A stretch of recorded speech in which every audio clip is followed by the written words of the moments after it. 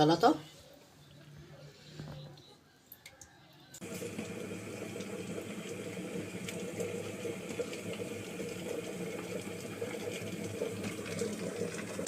الرز بتاعنا بعد ما حطينا عليه اللبن، تمام، ده لبن بقري جميل جدا، وحطينا معلقتين سمنة بلدي بقري برضو، ومعلقتين زيت. الزيت ليه؟ الزيت بيخلي كل حباية لوحدها جميلة، ما يخليش المعمر يبقى ماسك في بعضه وملزق، وبيبقى طعمه جميل جدا جدا جدا.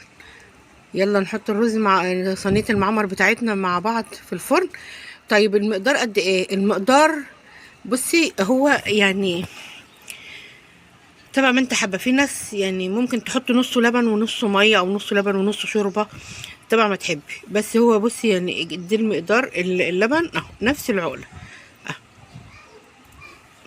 ممكن نص كوبايتين رز على على 3 كوبايات لبن، او كوبايتين لبن وكوبايه ميه او كوبايه شوربه، طبعا ما تحبي تعملي، وطبعا ما بيحبوا عيالك ياكلوا الحاجه.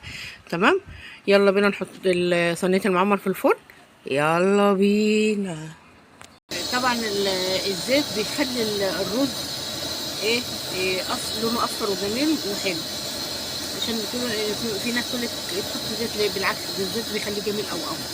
طبعا احنا حطيناه في الفرن كده انتوا شايفين، هدينا الشوايه من فوق، وطبعا معلين النار من تحت على ما تبدا يغلي، ونبدا نهدي النار بقى من تحت ومن فوق، ونسيبه مع نفسه بقى كده ايه، ياخد ويدي مع نفسه، تبقى احلى صينيه معمر.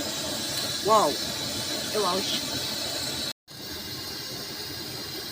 بدأت تغلي.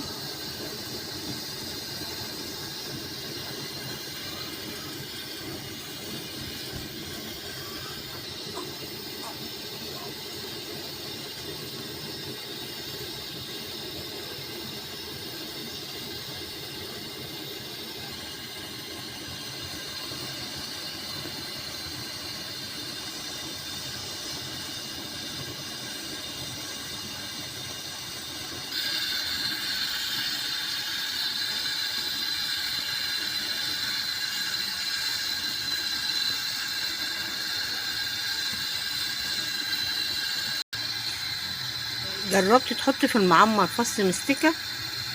بجد تحفة، خيال، احلى معمر ممكن تاكليه.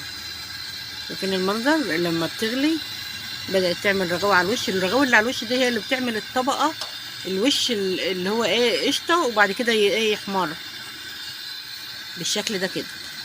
هنهدي النار من تحت بقى عشان ايه الرز ياخد راحته.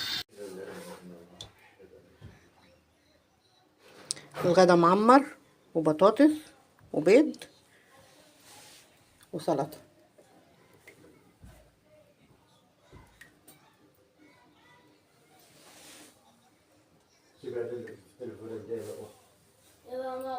حاضر يا ماما. ماشي.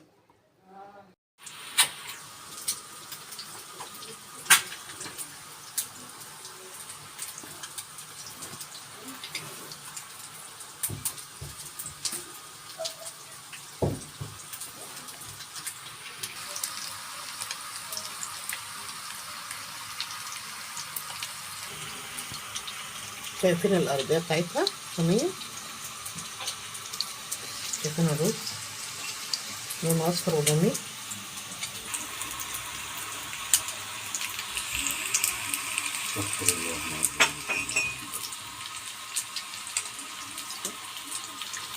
نبدأ نفرش الحباية ازاي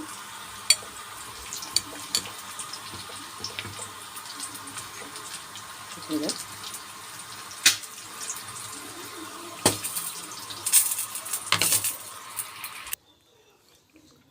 وده بقى كان غدانا اليوم، بطاطس مقلية وبيض مسلوق ومقلي وطبق معمر،